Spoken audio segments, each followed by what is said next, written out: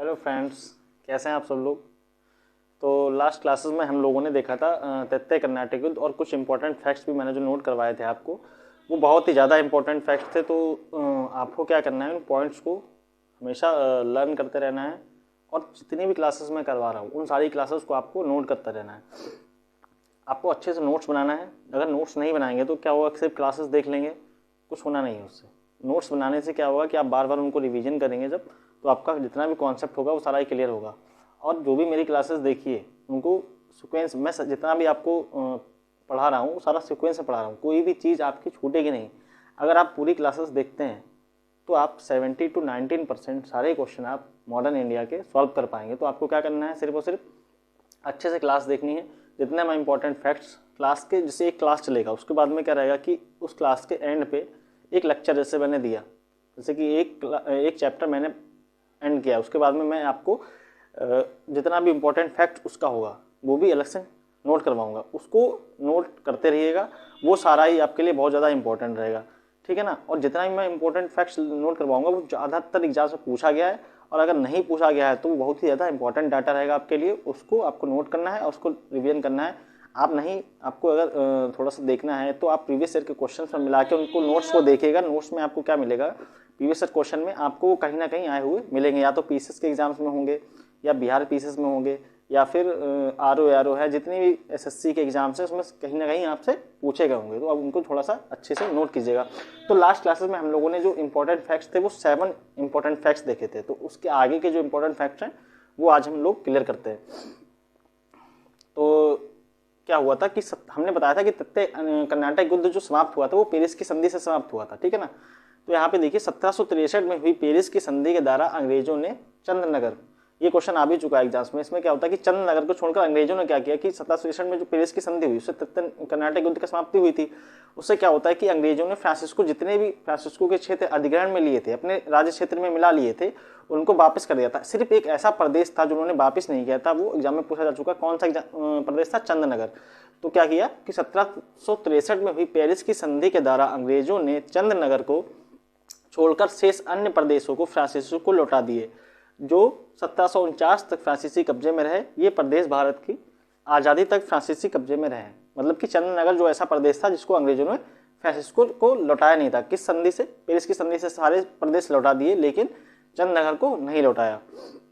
Point number 9, 1698 में औरंगजेब के दरबार में ब्रिटिश कंपनी का दूत विलियम नॉरिस उपस्थित हुआ था। और भारत में ये, हाँ, ये जो ये फैक्ट जो है ये आपके लिए बहुत ज़्यादा इंपॉर्टेंट है, कई बार एग्जाम्स में आ चुका है।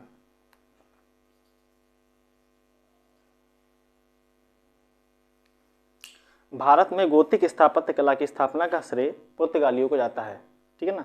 भारत में गोथिक स्थापत्य कला का श्रेय किसको जाता है, पुर्तगालियों को जाता है।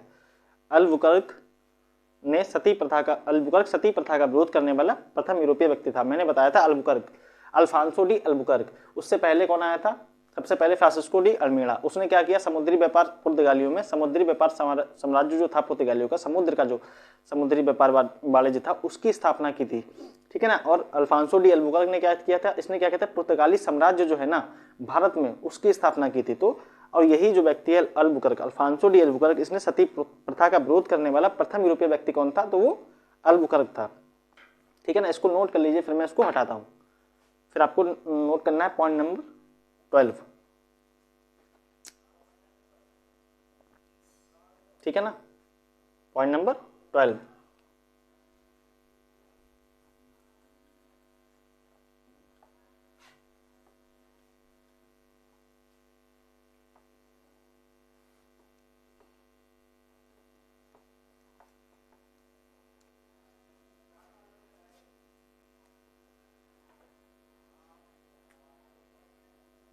पॉइंट नंबर 12,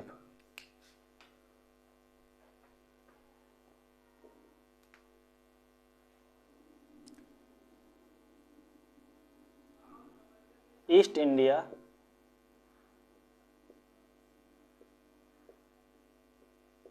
कंपनी के अंग्रेज गवर्नर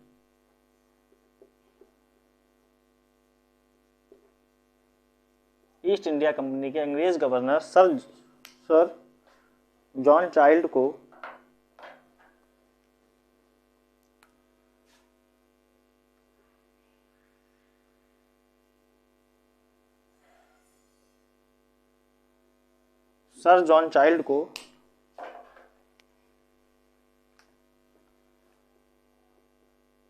सर जॉन चाइल्ड को ईस्ट इंडिया कंपनी के अंग्रेज गवर्नर सर जॉन चाइल्ड को औरंगजेब के द्वारा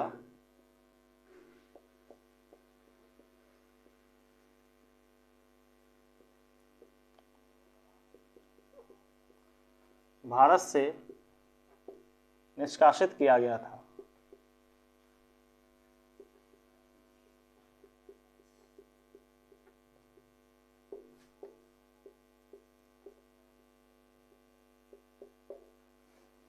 किसके द्वारा? औरंगजेब के द्वारा। ईस्ट इंडिया कंपनी के अंग्रेज गवर्नर सर जॉन चाइल्ड को औरंगजेब के द्वारा भारत से निष्कासित किया गया था। पॉइंट नंबर 13 डालिए।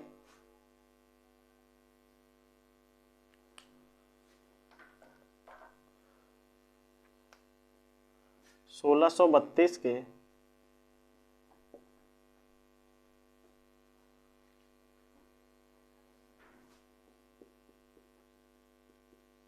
अंग्रेजों को प्राप्त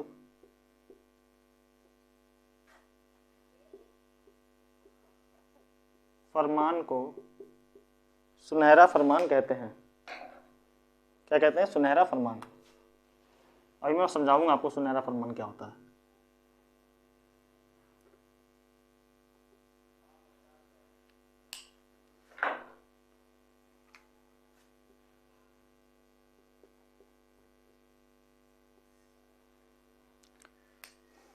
सोलह सौ बत्तीस के अंग्रेजों को प्राप्त फरमान को सुनहरा फरमान कहते हैं। जैसे कि कोई भी क्षेत्र जो भारत के किसी शासक ने अंग्रेजों को दिया, उसके जैसे कि उस पर क्या किया, उन्होंने कह दिया कि आप इस पर टैक्स जो है ले सकते हैं, इस क्षेत्र में आप जो टैक्स की वसूली होगी वो आप करेंगे, यानी कि अंग्रेज करेंगे। किसी भी, जैसे बंगाल में इनको कुछ क्षेत्र दे दिया गया, बंगाल के कुछ क्षेत्र दे दिया गया कि आप यहाँ पे अपना टैक्स वसूलेंगे। तो क्या हुआ कि उसमें जो एक लिखित पेपर जो हुआ, उसमें एक फरमान जारी करके इनको दिया गया अंग्रेजों को कि आप यहाँ से टैक्स वसूली करेंगे। तो उस जो फरमान को ही क्या कहते हैं? सुनहरा फरमान कहते हैं। ठीक है ना। 1632 के अंग्रेजों को प्राप्त 1632 में अंग्रेजों को जो प्राप्त हुआ फरमान, उसी को ही सुनहरा फरमान कहते हैं।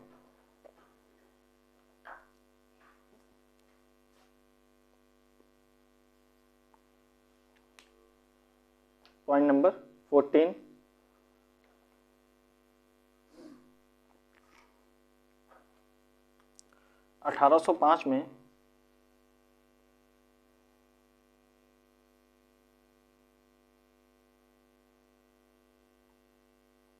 1805 में अंग्रेजों ने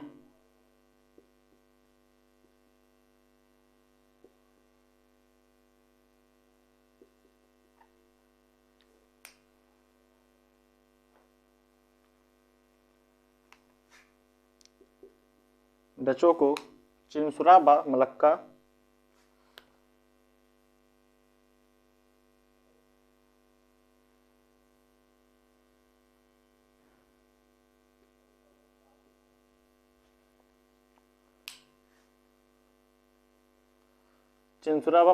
के बदले सुमात्रा द्वीप देकर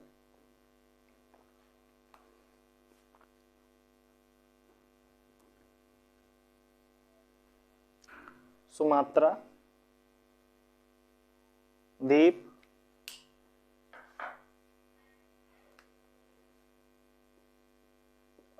देकर भारत पर उनका प्रभाव लगभग समाप्त कर दिया।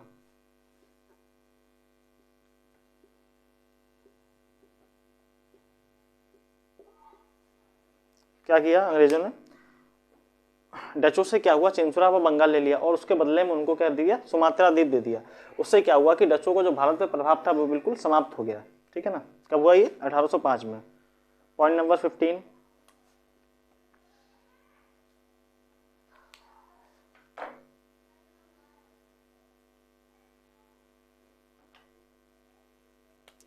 फादर मोंसा टेट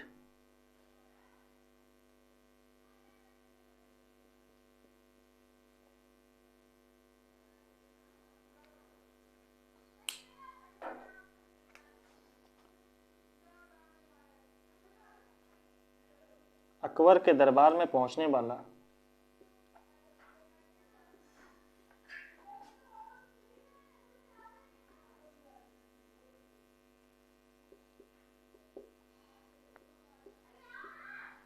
अकबर के दरबार में पहुंचने वाला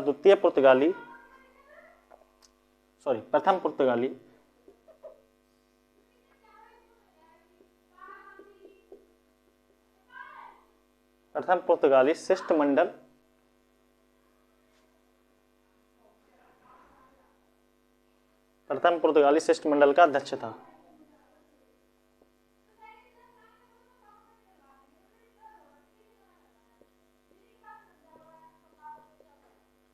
ठीक है ना। फादर मोंसा टेट जो था अकबर के दरबार में पहुंचने वाला प्रथम पुर्तगाली शिष्टमंडल का अध्यक्ष था।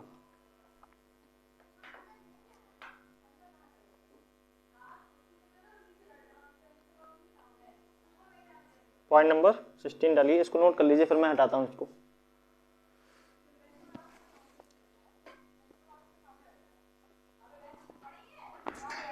अब आप लोगों को क्या करना है कि जितना भी नोट मैं करवा रहा हूँ उसको नोट्स तो जरूर ही बनाते रहना है, और थोड़ा सा चैनल को सब्सक्राइब भी कर दीजिए, जिससे क्या मुझे थोड़ा सा पता चलता रहे कि आप लोग चैनल को देख रहे हैं और आ रहे हैं यहाँ पे देखने के लिए। जितना भी मैं नोट करवा रहा हूँ आपका बहुत ही इंपॉर्टेंट डाटा रहेगा और बहुत ही अच्छे से उसको समझिए। देखिए वीडियोस को, लास्ट क्लासेस जितनी भी हैं, आपको इसको अगर समझ में नहीं आ रहा होगा अभी शुरुआत में, ये सारी चीज़ें इंपॉर्टेंट फैक्ट्स, इसकी सारी क्लासेस जो भी हैं, फैक्ट्स जो भी कॉन्सेप्ट की हैं, वो मैं लास्ट क्लासेस में बता चुका हूँ आपको।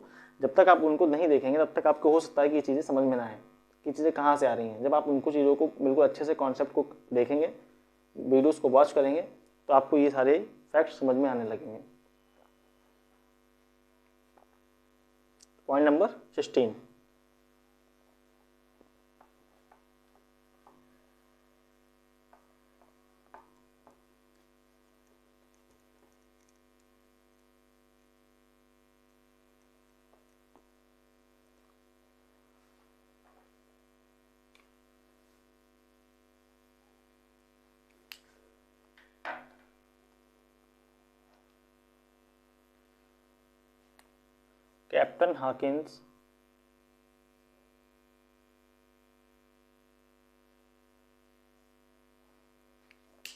कैप्टन हाकिंस को मुगल बादशाह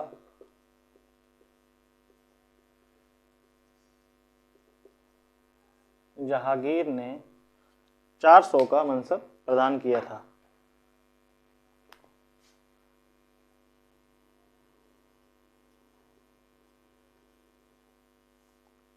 कैप्टन हाकिंस को किसने 400 का मनसब प्रदान किया था? तो मुगल बादशाह जहांगीर ने 400 का मनसब प्रदान किया था।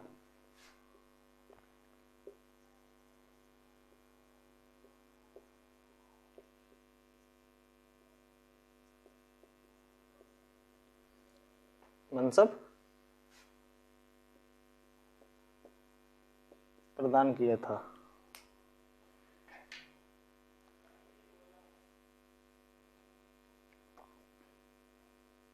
पॉइंट नंबर 17,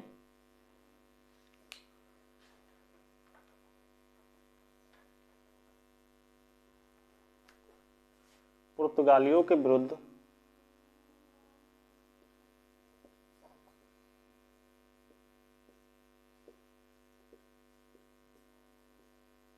शाहजहां ने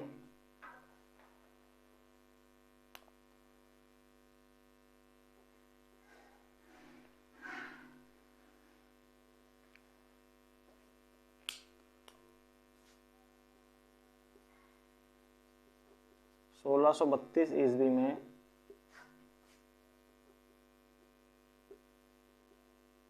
हुगली नदी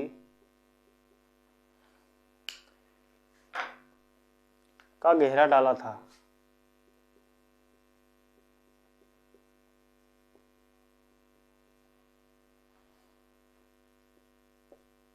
पुर्तगालियों के विरुद्ध किसने? शाहजहां ने हुगली नदी पर क्या किया था?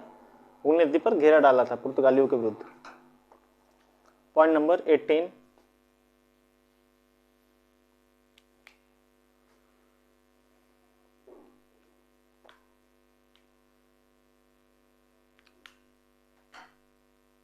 भारत में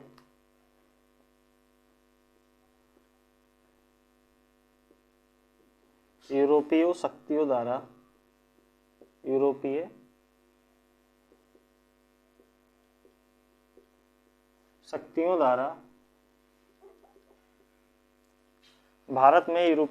द्वारा अपना पहला किला,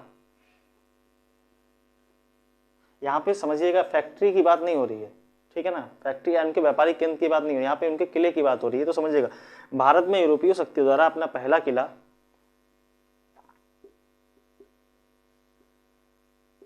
और ये एग्जाम में आया भी है, अपना पहला किला गोवा में निर्मित किया गया था। कहाँ किया गया था? गोवा में।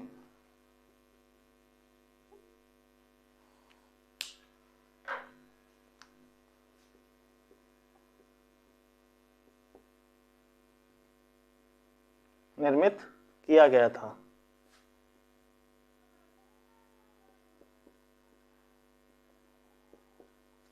ठीक है ना, भारत में यूरोपीय शक्ति द्वारा अपना पहला किला कहाँ निर्मित किया गया? गोवा में निर्मित किया गया था। पॉइंट नंबर 19 डालिए।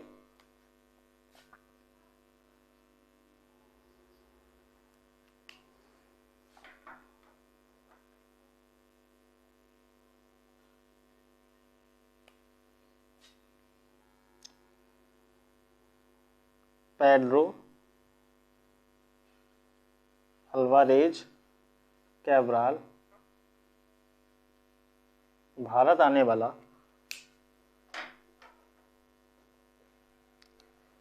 पेड्रो अल्वारेज कैब्राल भारत आने वाला द्वितीय पुर्तगाली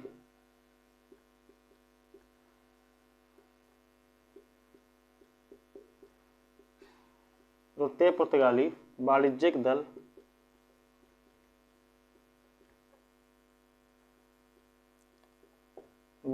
दल का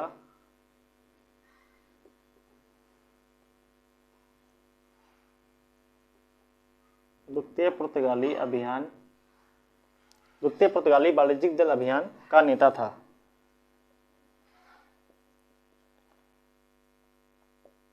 ठीक है ना, पॉइंट नंबर 19 क्या है? पेड्रो अल्वारेज कैब्राल जो है वो भारत आने वाला द्वितीय पुर्तगाली वाणिज्यिक दल अभियान का नेता था। और उससे पहले जो मैंने आपको लिखवाया था वो शिष्टमंडल अध्यक्ष का अध्यक्ष था।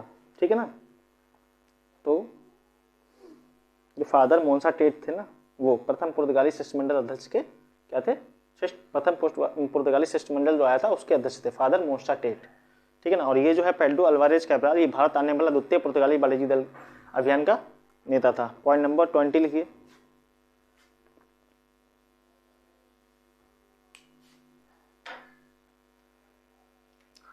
सूती वस्त्र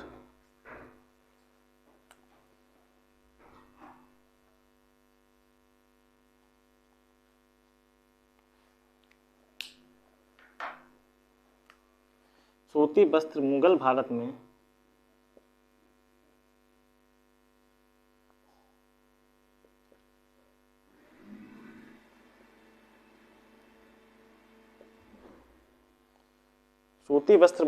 में अंग्रेजों की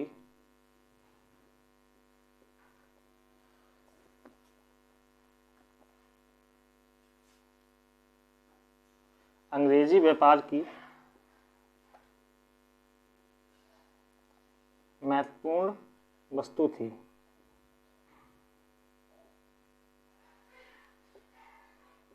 लास्ट क्लास में मैंने बताया भी था कि भारत से क्या क्या निर्यात होता था। नील होता था और बारूद का जो कच्चा माल होता है इसको सोरा बोलते हैं, वो निर्यात होता था। और बहुत सी चीज़ें जैसे कि अफीम, ठीक है ना, ये सारी चीज़ें क्या होती थी, भारत से विदेश जाती थी, यूरोप जाती थी। लेकिन उसमें सबसे ज़्यादा महत्वपूर्ण जो वस्तु थी मुगल काल में वो क्या थी? वो थी सूती वस्त्र। सूती वस्त्र मुगल भारत में अंग्रेजी व्यापार की महत्वपूर्ण वस्तु थी। ठीक है ना, इसको नोट कर लिए। अब हम लोगों को पॉइंट नंबर 21 देखना है।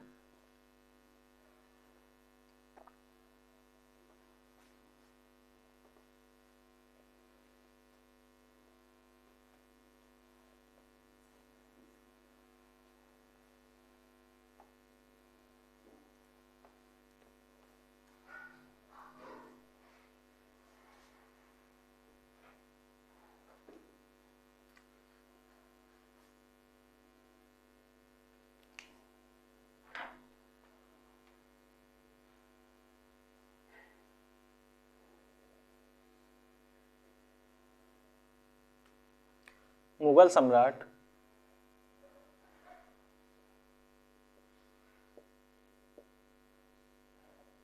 फर्रुखसियर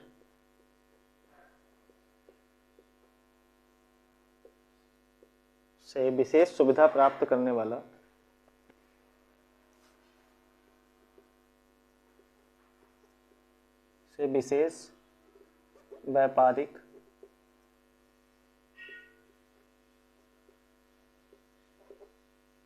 व्यापारिक सुविधा प्राप्त करने वाला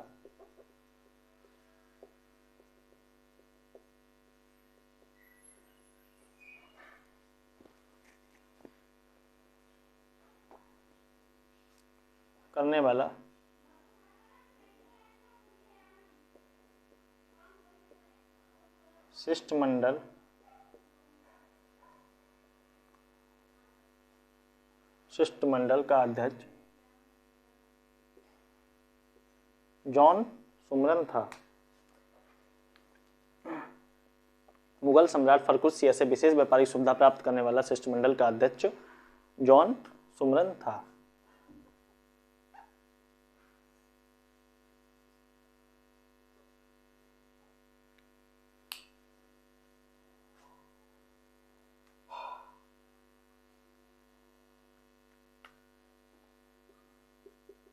ठीक है, पॉइंट नंबर 22,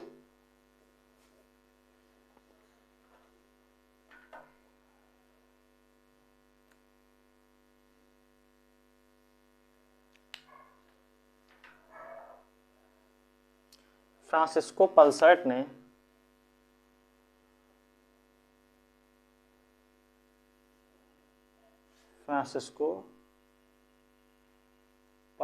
ने जहांगीर के शासनकाल में भारत की यात्रा की थी। किसके काल में? जहांगीर के शासनकाल में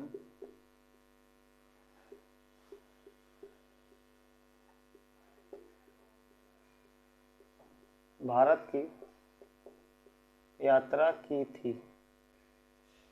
फ्रांसिस्को पल्सर्ट ने किसके काल में भारत की यात्रा की? तो जहांगीर के शासनकाल में भारत की यात्रा की थी। Point number 23,